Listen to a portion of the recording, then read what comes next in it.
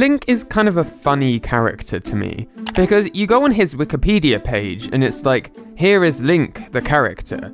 But then if you actually read more closely, it turns out that Link is actually 7 or 8 different guys who all just happen to be called Link. And each time Nintendo makes a new Link, they change his voice too, which is added up to a lot of changes in this one character's voice. I figured that might be too much for one YouTube video, but people kept suggesting I cover this topic anyway. So I spent literally hours reading interviews, watching convention panels, and then typing this script. I am so tired, but I can at least present to you the definitive answer to the question, why has Link's voice changed so much? It all started in 1996 with the game Ocarina... Okay, wait a second. I know I don't normally include the semi-official things, like the cartoons and the anime, but there's one voice that is so iconic it needs to be talked about. Oh boy!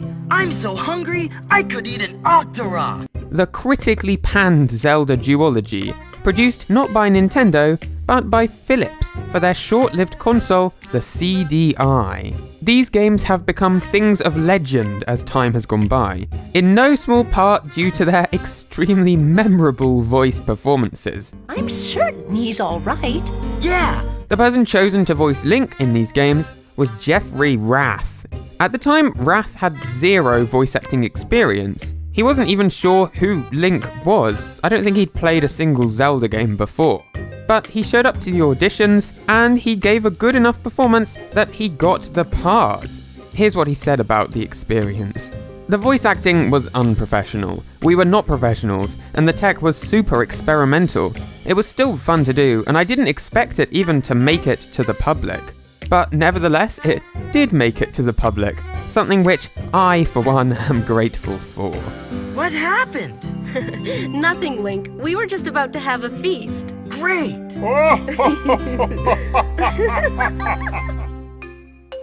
But now let's move on to games that were overseen by and developed within Nintendo.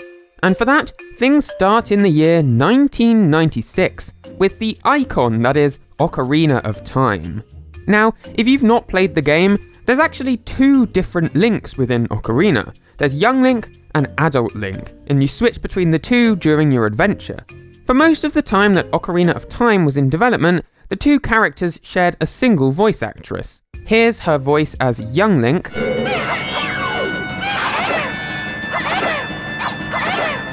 and then here she is voicing Adult Link. Now, as for who this mystery woman was, we'll almost certainly never know.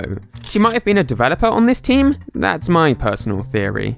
But anyway, close to the game's release, Link was recast. Nintendo decided to separate the Links and give each one a separate voice. And both the actors picked were working in the anime industry at the time. That is something we will definitely come back to later in the video. Anyway, let's start with Adult Link. For him, Nintendo picked the voice actor Nobuyuki Hiyama. Hiyama was known for often playing young, energetic teenage boys, so his casting as the very energetic Link makes a lot of sense. Interestingly, when Hiyama entered the recording booth, Nintendo told him this: "We're planning on selling this game overseas, so when you are recording your voice lines, please don't make them sound Japanese." He wasn't really sure how best to react to that, or even what it really meant, but he gave the performance his best shot nonetheless. Take a listen.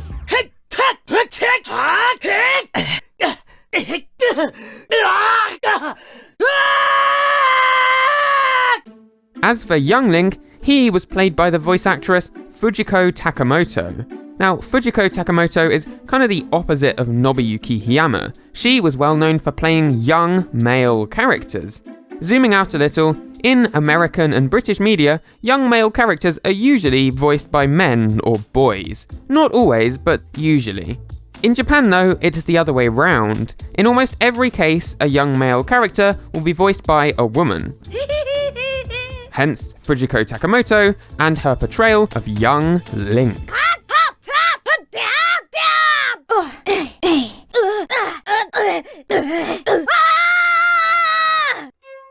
Now, Ocarina of Time's voice clips were reused in the game's sequel, Majora's Mask. Nobuyuki's adult Link voice clips are also heard in Smash Bros. 64, and again in Smash Bros. Melee, alongside Fujiko Takimoto, who now appears as young Link.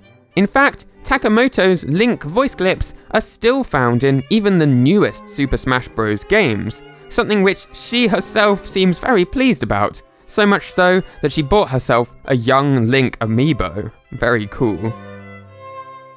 However, a few years later, everything changed. After the two N64 Zelda games, Nintendo decided to take a wildly different direction for the next Zelda game, which led to the cartoon-styled Wind Waker. For this game, Link went from a pretty stoic and expressionless guy to pretty much the exact opposite. You can pause just about any frame of the game, and Link will have some kind of goofy expression. And so, rather than reusing Ocarina of Time's voice clips yet again, Nintendo decided to record a whole new set of voice clips for the new game. However, instead of bringing back Fujiko Takimoto, they decided to recast Link with a completely different voice actress. Why did they do this? I'm not sure, to be honest. But this actually marks the beginning of a trend for the rest of the series. For almost every big Zelda game after this point, Nintendo casts a new voice actor as Link, rather than bringing back the current actor. My theory as to why this is that unlike Mario characters, who look more or less the same in every game, Zelda characters vary wildly in appearance from game to game, so keeping the voices consistent isn't really important. So anyway, for this new cartoon Link, or Toon Link as he'd come to be known, Nintendo actually had a good candidate for the voice in mind. Like I said, when Majora's Mask was being developed, Nintendo reused Link's voice clips from the previous game, Ocarina of Time. However, obviously they couldn't do that with the other characters, so they hired a selection of voice actors to cover these character voices. And one actress chosen was Sachi Matsumoto. At the time, she was a fairly new voice actress, appearing in minor roles in a smattering of different anime. But by the time Wind Waker was in development, Matsumoto had appeared in some really well-known shows, like Hamtaro and Gundam Seed. And so, Nintendo decided to call her back after Majora's Mask, but this time, she would play the main character, Link. To match Wind Waker's more expressive Link, she adopted a pretty expressive range of sounds. Yeah, hooked up! Oh no, no.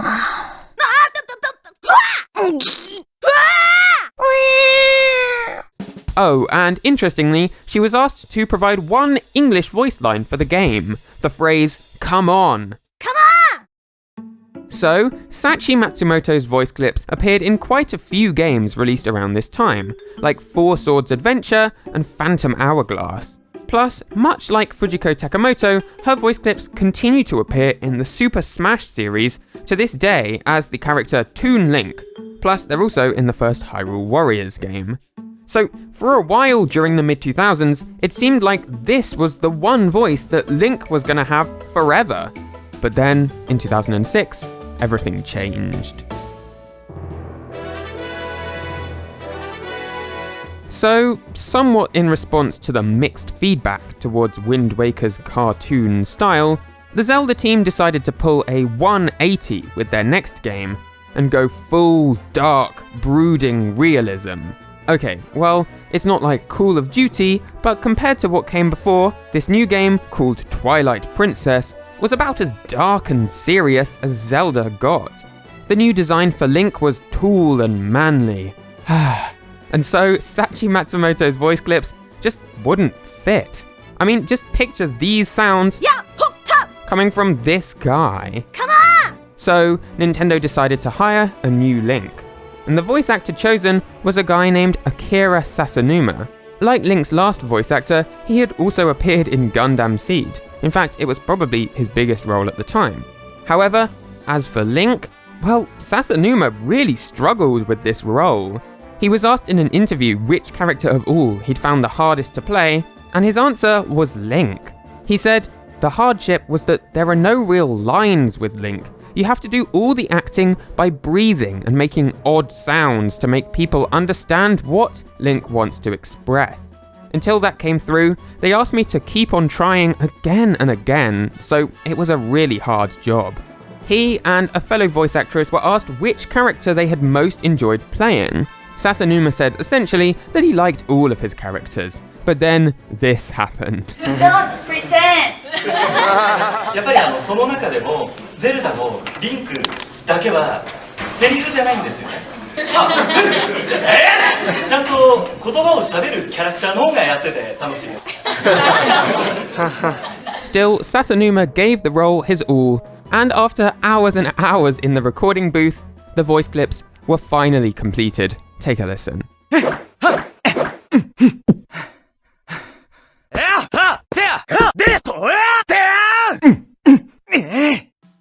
Now, after Twilight Princess was released, Akira Sasanuma appeared in just a couple more games. The much loved and much revered, I'm kidding, Link's crossbow training for the Wii, and then also in Smash Bros. Brawl, and again in Smash for Wii U and 3DS. But as for any other big Zelda games, no, Akira Sasanuma never appeared as Link again.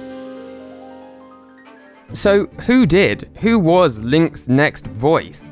Well, for this we need to move back to the DS, because we've got another game featuring Toon Link.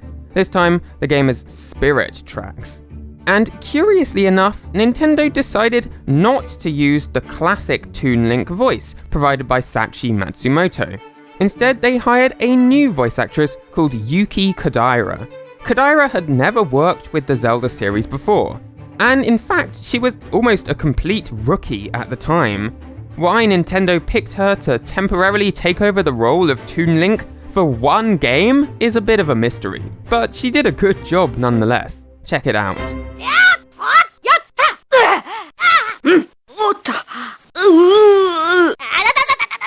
Now, like I said, this was just a temporary one-off thing. Kodaira never returned to the series. However, if you've played Mario Odyssey, then you have heard her voice, even if you didn't know it. And that's because almost a decade later, Nintendo hired Yuki Kodaira once more to play various roles in Super Mario Odyssey. Harriet, Madame Brood, Tiara, and Cookatiel. All of those voices were provided by her. Right, so now we return to the home console games. After releasing the dark and serious Twilight Princess, the Zelda team decided to lighten things up a bit with a more whimsical and light-hearted game, which ended up taking the form of Skyward Sword. All of a sudden, Akira Sasanuma's voice clips from Twilight Princess didn't seem to fit the mood at all. So Nintendo decided to find someone who could deliver a lighter and more anime-inspired performance. Now, while this was all going on, another team at Nintendo were porting the retro space shooter Star Fox 64 onto the 3DS. Since the voice clips from the original game were old and compressed, the team decided to hire a completely new cast and record the voices from scratch. For the main role of Fox McCloud, they picked voice actor Takashi Ohara. Fun fact, you can hear Ohara as Fox in Smash Ultimate, so listen out for that next time you're playing. Anyway, the team working on Skyward Sword must have heard his performance in Star Fox for the 3DS and taken a liking to the guy, because they decided that, as well as Fox, he would be perfect for their new iteration of Link. Unlike Nobuyuki Hiyama, all the way back with Ocarina of Time, it seems that Takashi Ohara was not told not to sound Japanese, because this performance sounds extremely anime-inspired, as many listeners have noted.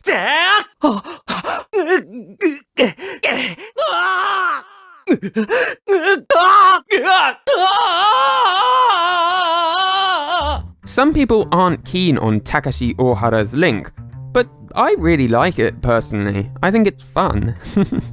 Sadly though, this iteration of the voice never got a chance to appear in any of the Smash Bros. Games, but it can be heard in Mario Kart 8 and Mario Kart 8 Deluxe. Before we move on, I figured I should quickly address the elephant in the room. If Nintendo are hiring all of this acclaimed voice acting talent, then why aren't they having Link speak at all? Well, here's what Zelda composer Koji Kondo has to say. The most important thing about the Zelda series is that the player becomes Link. One of the challenges with full voice is that we're trying to convey the player's emotion through Link, but if you hear Link talking in somebody else's voice, that creates a disconnect between you and the role you're taking on. Now, that is true to an extent, I'm sure, but according to producer Eiji Aonuma, there are other more practical reasons too. Everyone would be speaking Hylian, so even if you heard them speak, you wouldn't understand them. Just you wait a few years, Eiji Aonuma. You'll change your mind on that one. Okay, so moving on, we're getting really close to Link's current voice. But first, we need to take a quick pit stop back in the land of the handheld. Early in the 3DS's life, Nintendo decided to make a half remake, half sequel to A Link to the Past. They obviously couldn't keep using the old beeps and boops from the original game though. They would feel very out of place on the 3DS. So, rather than 16-bit sound effects, Link was given some new voice clips. Rather than one of the previous actors, Nintendo opted to hire a woman called Mitsuki Saiga. Now, Saiga is a really prolific voice actress, well known for her extremely low voice, which allows her to play both female and male characters. Perfect for Link, who is male. Here's what her voice sounds like in the game.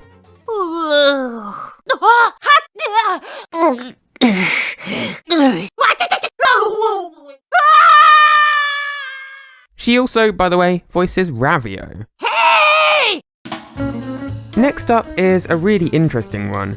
For the game Hyrule Warriors, which was developed not by Nintendo, but instead by Koei Tecmo, Link was given a completely unique voice. I'm not sure if the reason is because the game wasn't developed by Nintendo, but for whatever reason, Koei Tecmo hired a really famous voice actor to record some new voice clips for Link. The actor's name is Yukikaji. Check out just how many projects he's been in, scrolling through his Wikipedia. Or here's a great piece of anecdotal evidence. The website Behind the Voice Actors has a list of which actors were searched for the most in any given week. And the week I'm writing this script, he's number 3 out of everyone on the website. Now, this was a complete one-off. Yukikaji didn't return for the game's sequel, he's never been in any other Zelda games either. But for just this single game in 2014, Link was voiced by voice acting royalty. Take a listen.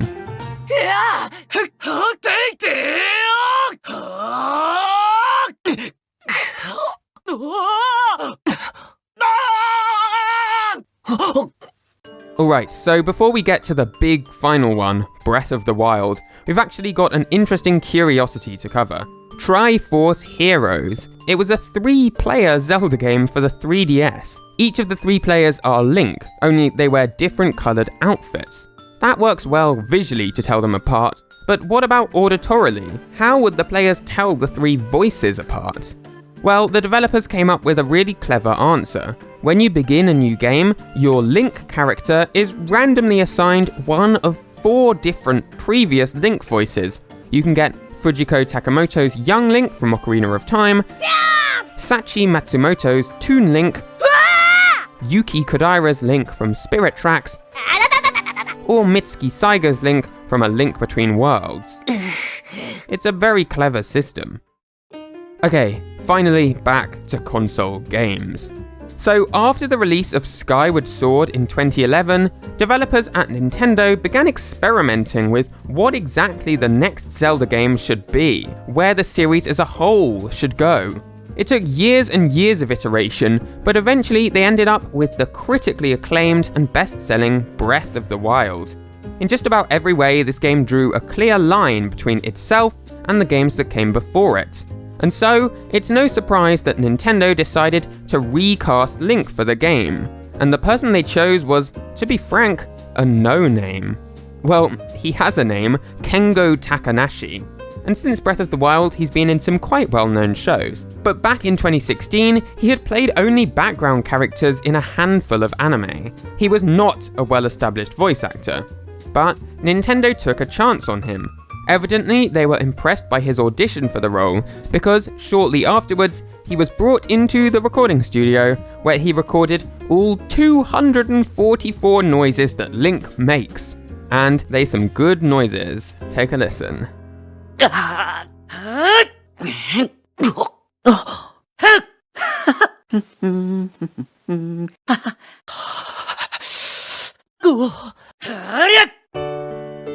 Which brings us to the current day. Kengo Takanashi is the current voice for Link, appearing in not only Breath of the Wild, but also the spin-off game, Hyrule Warriors Age of Calamity, along with Smash Bros. Ultimate. Plus, I would assume that his voice will be the one heard in Breath of the Wild 2, when that game eventually comes out. Although, knowing Nintendo, there's always a chance they recast. You just never know. Hey, thanks for sticking with me for all 20 minutes of this video. Wow, I didn't plan it to be that long. I've got more videos like this coming next week, so you can subscribe to see them as soon as they come out. Thanks for sticking with me. Bye.